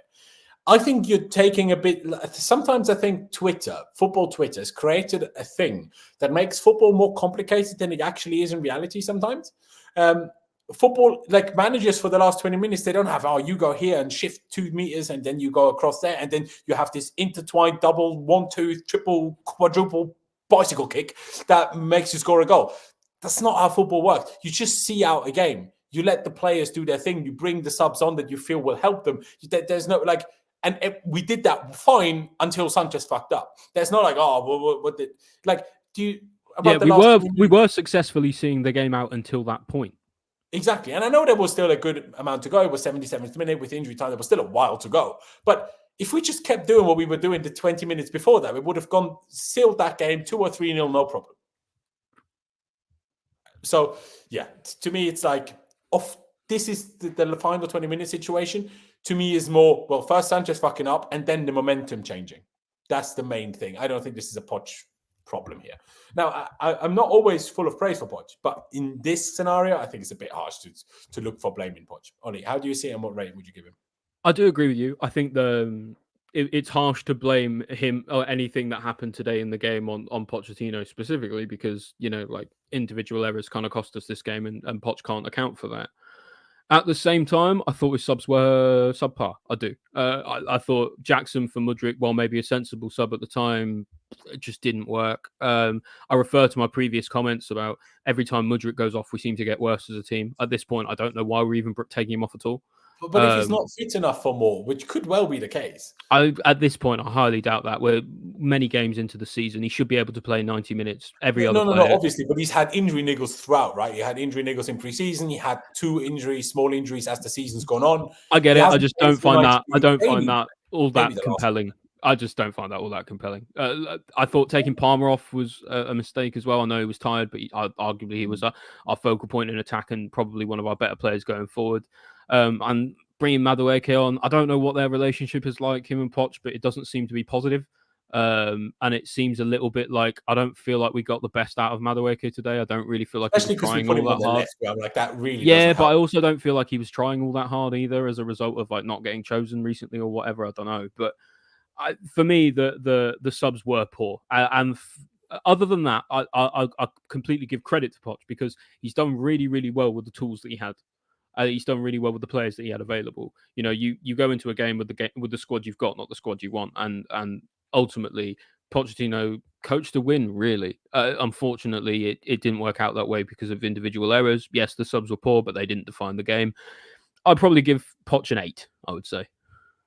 Fair enough. Fair enough. I think obviously the subs in the end are bad because we then conceded, and that was 85th minute, 84th minute, plus 7 minutes of injury time.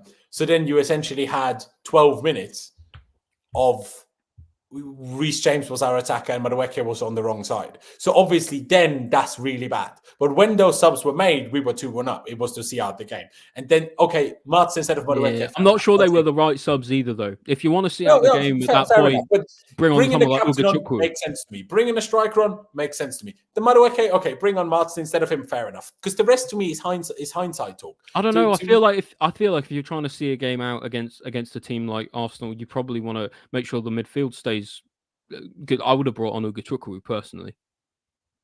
But the midfield was good already. Why take anyone out of them? Like, why bring someone else in that might not be ready for the intensity? Especially I was going to say being 19 from a different league. I was going to say Enzo specifically because just by the end of the game, he just looked knackered. He just looked absolutely spent. So that might have something to do with understandable. Understandable given his situation. So I think Ugochukwu would have provided a bit more stability. He would have swapped with Caicedo. Caicedo would have moved a bit forward. Ugo would have screened the back line a bit more. I think that would have helped protect things a little bit more. I'm not saying it would have changed the outcome. I just think it would have been a better strategy to go for. Mm-hmm. I just think no matter who would have been on the pitch, after we give the 2-goal lead away, it doesn't matter who's on the pitch. It would have been a shambles. Like, because everyone's head will be gone. It doesn't matter who's playing then by that point. But hey, here it is. Are we actually XG invincible still? Have we won every game on XG? Yeah, we are. I think the only see how long we keep it going. Even City might not have it anymore since the Arsenal game, but I'm not sure. No, against Arsenal we did. I saw we had. I think. But we did, yeah. But I'm not sure because it was us and City that won every game on XG until a couple of weeks ago. But I'm not sure if City did win on XG against Arsenal when they lost against Arsenal. I'm not sure. But yeah, there you go, ladies and gentlemen. Top of the league. Go on. Yeah, top of the XG league. Top of the XG league. You'll never sing that. You'll never. To be fair, no one else will probably sing that. Quite frankly. Champions of XG. You'll never sing that. That's great. My days.